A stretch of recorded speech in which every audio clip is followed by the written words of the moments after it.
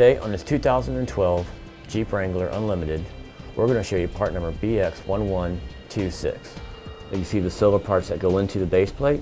There's a tab on the end of the arms that you line up the slot on the inside of the base plate. You push it in until the lock on the spring retracts, and then twist it, and then the spring will go back into place into a detent, and then the arm is locked in position and cannot come out. Okay, now I'll go ahead and show you how the base plate installs. All right, first step is to go ahead and remove the plastic fascia that's underneath the bumper. There's some plastic rivets underneath there we have to remove. Typically, you just use a small Phillips screwdriver to undo the centers. Just unscrew it, and then you can pull out the rest of the rivet. You can use a flat screwdriver to pull it apart, but also a trimpound tool like we're using works a lot better. When we pull down the edge underneath the vehicle, we can see there's at least a couple more underneath there.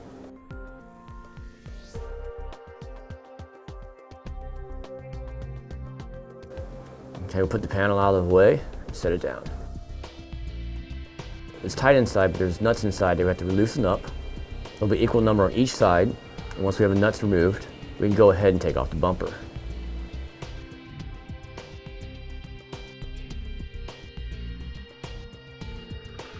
Now our bumper has some fog lights installed on it, so we'll go ahead and disconnect the electrical too.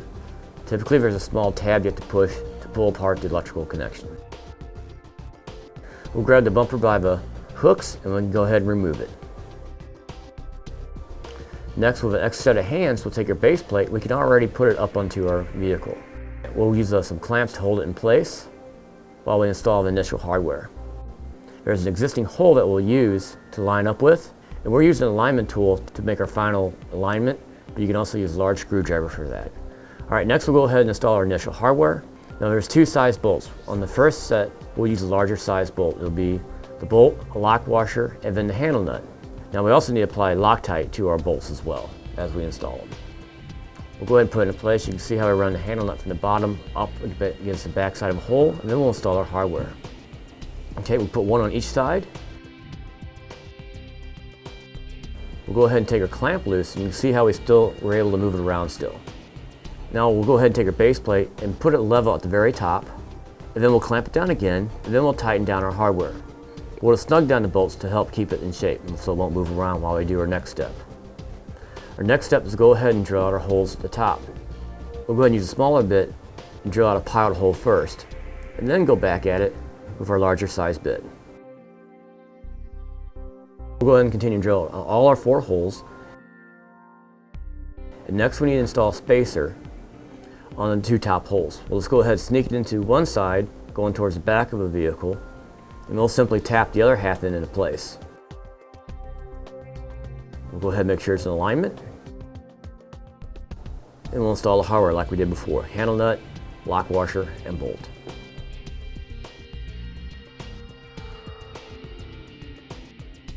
Okay, we got our driver's side's done, and we'll go ahead and do the same thing on the passenger side. All right, with all our hardware loosely installed, then we can go ahead and tighten down all the bolts, and then we'll torque them down as specified in the instructions.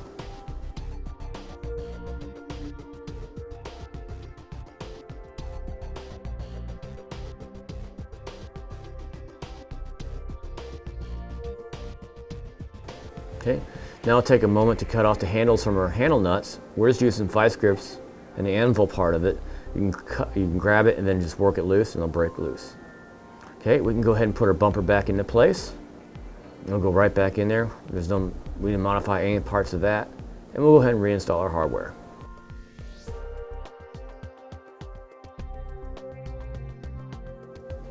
Once all our hardware is reinstalled, we'll go ahead and tighten it down for good. Then we'll reinstall our electrical. And then just simply plug back in and snap.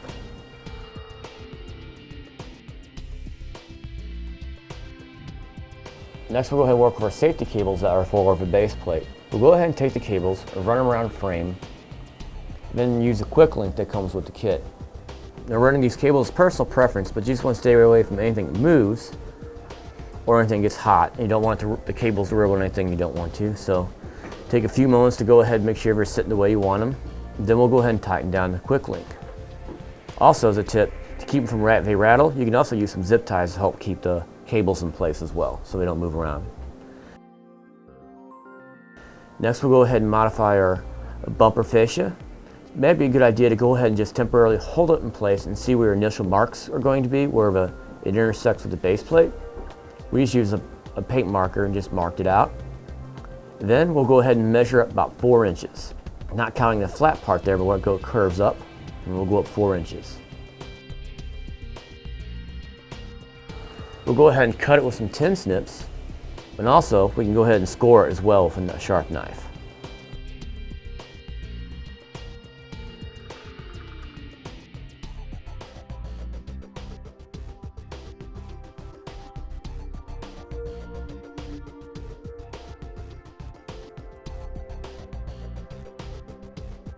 Okay, we'll go ahead and put it up there for a test fit. Make sure it sits the way it wants. Chances are you may have to make a slight adjustment. Then we'll go ahead and put it up for good. We're installing all the original hardware.